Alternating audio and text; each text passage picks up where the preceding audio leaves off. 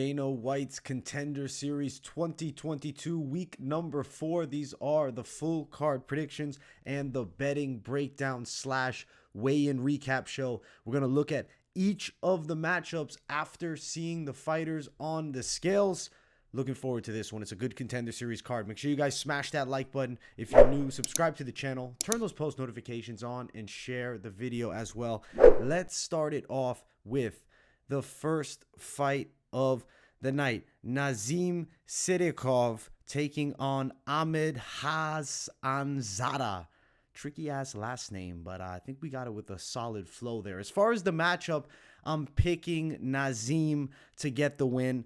I do think the grappling is a factor here. Sadykhov is a pretty solid kickboxer. He's got a smooth striking style. I like the way he flows with his combinations. He's light on his feet. He's got a bit of knockout power, but he also does have a decent wrestling skill set as well.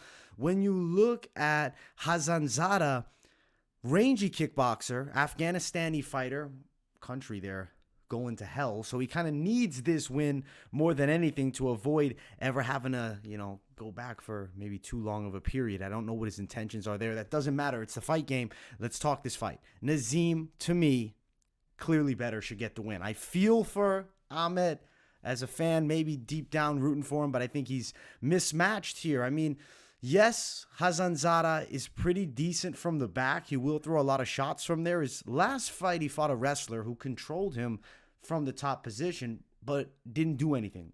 Stayed on top and just got beat up as Ahmed did his thing from the bottom. So he is active from the floor. He'll throw up submission attempts. Nazim, to me, though, physically stronger, better technically, should get the win. As far as when you look at the fighters on the scales, very good shape for Nazim. I mean, you can say the same for Hassanzada. He's in very good shape. There's the face-off. You see a little bit of the height advantage. I think takedowns will be a factor here. Nazim also definitely the more powerful striker of the two. I think we're going to see Nazim Sadykhov get the win by a decision. I feel like we're going long here. I got to give a lot of respect to both guys. There's good skill sets on each side, but I really think the biggest hole that either one of them have, right? If you had to pick one massive hole, it's Hassanzada's takedown defense. I think he's susceptible to a lot of offensive wrestling from Nazim. Nazim, minus 174 best value. Hassanzada, plus 170. Let's see. Over 2.5 is minus 200, so it is expected to go decision. Sadykhov to win by a decision, plus 275. That's the official pick. I think he probably does go out there and win a decision, but he's not a terrible money line play. I do think he's going to get the win. Wrestling, big difference maker. Fun matchup here. Let's jump to the next fight on the card. Hailey Cowan versus Cláudia Leite. I like Cláudia Leite to win. I'm picking her here. Listen. Hailey Cowan, 1 and 2 Kelly Clayton. Yes, Clayton's tough.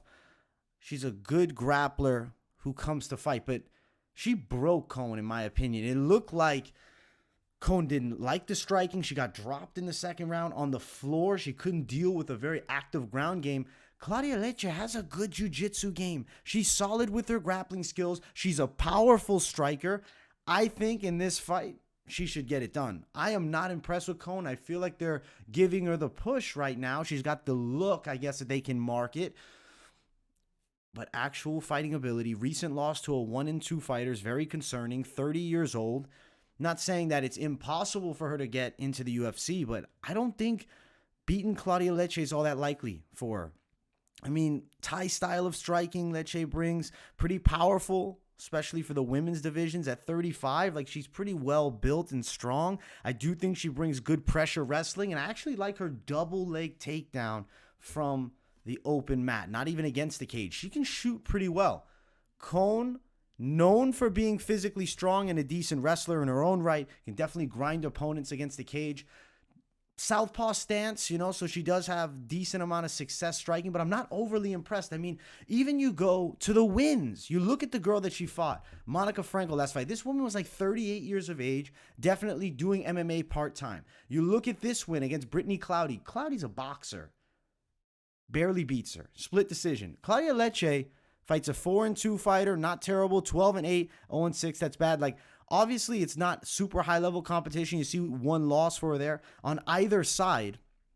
But I think Leite gets the win. I think she's going to get the clear and deserving performance. And I guess losing to the 1-2 Kelly Clayton is super concerning in my opinion. And now you're fighting to get into the UFC. Unless massive improvements have been made in 2 years, I don't think she'll be ready. I think she's going to get broken and submitted by Claudia Leite in this fight. We will look at them on the scales, though. There is Cláudia. She's pretty well built, as I said. There is Hailey Cowan, and there's the face-off. You see a little bit of the height edge for Cowan, but I think the difference is the wrestling ability, physical strength. Like, I think it favors Leite. I think she's going to break Cowan. Looking at the lines, Cowan, minus 102. Leite, plus 105. I do think we go over a round and a half at minus 300, but I don't love it here. Let's say you went Leite to win by submission. It's plus 350. Leite to win inside distance, plus 285. We're going Cláudia Leite for the win. I think she gets it done by a submission over Hailey Cowan. Good underdog play. Good fight. Exciting card. I'm very, very, very excited for this. Jack Cartwright and Jose Johnson. I really like this fight, and sitting down and picking this one was very difficult because I give a lot of credit to both guys with high-level abilities. I have to pick Jack Cartwright. You look at the last fight for Jose Johnson, he got a super impressive one-punch KO win. Look before that. He fights Mo Miller. If you don't remember, Mo Miller was on the Contender series. Mo was a really good wrestler, and he had a lot of success taking Johnson down and getting his back. Was not able to finish because he lacks the technical grappling tools. Jack Cartwright is not as good of a wrestler as Mo Miller, but he's capable, and I do think he could take down Jose Johnson. If it goes to the floor, I could see Jack Cartwright even getting the back of Jose. Now, I'm not saying Cartwright is a tremendous wrestler. No. I think the striking is where this fight will play out. I think Johnson has a speed, athleticism, and power edge, though I think Cartwright is a little bit better defensively, more technical, and let's be honest, 10-0. That's a solid record. I know the last fight was terrible. He was getting head-butted, and it ended with a disqualification. Regardless of that, this is a different matchup, a very different stylistic matchup. I think that Jack Cartwright can get the win by a decision in an ultra-competitive fight. Note this about Jose Johnson. He's experienced as fuck. 24-13 as an amateur. 14-7 as a pro. We've seen him slept before. Mano Martinez knocked him out 3 fights ago with a massive hook. He got caught early. It happens in the fight game. You can crack that chin. Cartwright is still unbeaten. We've never seen him lose inside of the cage. I like the momentum of somebody being undefeated going into the Contender Series. Jose Johnson has lost on the Contender Series previously. He's a good prospect, though. I still think he's UFC capable, but I really feel like Jack Cartwright could steal this one from him. Now, let's check out the face-off here between these two. There is Jose Johnson. There is Jack Cartwright. And there's the face-off. You can see Johnson is a little bit taller. Does he also have 74-inch reach? We don't have the official reach of Cartwright, but I do think he has a bit of a reach advantage. I feel like it's a very competitive fight. I like Jose Johnson's chances still, even though I'm picking Cartwright. It is a live fight. I think a true pick'em's fight, and the lines reflect that as well. Jack Cartwright can be found at plus 100. You can find Jose Johnson at minus 101. This is even Stevens, super competitive fight. Over 2.5 is plus 155. I think there's a chance that these two go long. It's a very competitive fight with two extremely skilled prospects. Cartwright to win by decision. I wouldn't play at plus 445. Johnson plus 425. I think money lines is where you'd go here, but I really think this could be a fight that you just sit down and enjoy because it's extremely high-level action in the bantamweight division. I think there's a legit chance that this fight is incredible, and I cannot wait to see who gets the win. I'm picking Jack Cartwright, but note, Jose Johnson is extremely live. Next fight, Claudio Ribeiro versus Iván Valenzuela. I like Iván Bam Bam Valenzuela here. Valenzuela, rather. What I like about him, Muay Thai striking style with a Muay Thai background, but he's adopted it fairly well for MMA. He's not super hittable down the center line. He was 37-6 in Muay Thai also. Patient striking style, but will beat the hell out of his opponents when the opportunity arises. He will capitalize when they're hurt. He's going to put heavy pressure. He's physically very strong. He's good on the floor. Claudio Ribeiro, Let's talk about him. He's a brawler. He comes to fight. He's extremely entertaining style. He wings hooks similar to like a Chaos Williams, but maybe a little bit sloppier flow, but definitely hits with a ton of power. The stance is a bit square, and I see opportunities for him to be hit by somebody with a very technical kickboxing style. That is what Valenzuela brings to me. Kickboxing technique over the explosiveness and power of Ribeiro, but Valenzuela also has power too. He's a finisher. You look at the wins. I mean, KO, submission, KO, one decision, and that was over 2 years ago. The kid's a finisher. He's got a lot of ability, and Ribeiro on the other side does the same thing. Finishes. Somebody's getting slept. I'm going to bank on Iván Valenzuela to win by knockout over Claudio Ribeiro. I see it in the first or second round, but it could be live throughout. There is Claudio. There is Iván Valenzuela. And there's a good face-off. You see that size advantage for Valenzuela as well. I think could be something if they do get into the grappling exchange. A little bit of strength edge on the Valenzuela side. Might mix in some takedowns to throw the explosiveness off, especially early. Yes, Valenzuela is extremely credentialed, but I will note this. He was getting touched up with some hooks by a little bit of a wild fighter previously. Got the first round win. It wasn't a competitive fight, but Ribeiro has more power than that guy. And if Ribeiro lands on the chin, we'll find out about the chin of Valenzuela. I do bank on it being extremely good. Mexican fighters in boxing, across combat sports, always known for absorbing a lot of damage and being able to continue to press forward. It's a fact. And I think Valenzuela wins by knockout in the first or second round here. Lines very close. Ribeiro slight dog at plus 119. Valenzuela minus 115 as the favorite. Super competitive fight. It's going to be action-packed. It's going under 2.5 at minus 215. I like Valenzuela to win by KO at plus 250. I like the chances of that prop, and I really do think this is going to be a great fight. I'm telling you, this is one of my favorite, if not my favorite, Contender Series cards ever. Action-packed night. I'm expecting, hopefully I'm not jinxing it, we'll knock on wood. Great co-main event. Iván Valenzuela for the win. Let's jump to the main event. If you guys have not yet, smash that like button, and if you're new, subscribe to the channel. It's Thomas Paull versus Esteban Ribovics. I like Esteban Ribovics to win.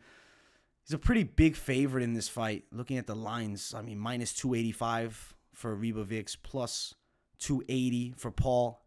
You know, Thomas Paull is a scrappy brawler that comes to fight, and he's entertaining. He definitely hits hard. He can take a decent shot, though. We've seen him rocked. He was rocked, I believe, in his last bout. I like Ribovics' stand-up. It's, I think, more versatile than Paull. Even though Paul's a tough striker with a brawling style, he comes to scrap. He's going to sit down on his shots, look to close distance, bang a bit. Ribovics has very good counter strikes. He's definitely quicker. He's more explosive. He closes distance better. And as he closes distance, he actually lands hooks extremely well from close range and sneaks them through. I see him sneaking some hooks through here. I think we're going to go Esteban Ribovics by knockout. Maybe first round knockout. I could definitely see it in the first two. I think he's going to hurt Thomas Paull in an action-packed fight. Another thing about Ribovics, all wins by finish. Another thing you got to like, he mixes the kicks in well and strings the punches with it. Just his overall fluidity, you guys are going to see, is very impressive. I like Esteban Ribovics as a prospect. I think at lightweight, he's a fun style. 10-0, win by knockout impressively. And I'm telling you guys, he's getting the contract. Esteban Ribovics.